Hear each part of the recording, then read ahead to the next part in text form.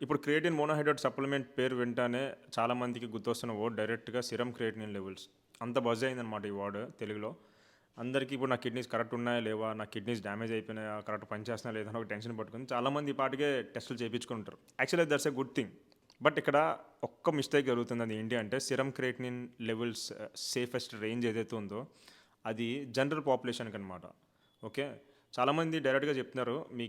మీ serum creatinine levels 1.1, 1.2 above ఉంటే మీరు damage అయినట్టు అని. జనరల్ పాపులేషన్ ఎవరైతే క్రియేటిన్ సప్లిమెంట్ యూజ్ చేయట్లేదో ఆర్ ఎవరైతే స్ట్రెంత్ ట్రైనింగ్ చేయట్లేదో వాళ్ళకి ఈ రేంజ్ కన్నా దాటి ఉంటే వాళ్ళ కిడ్నీస్‌లో ఏదో ఇష్యూ ఉన్నట్టనమాట.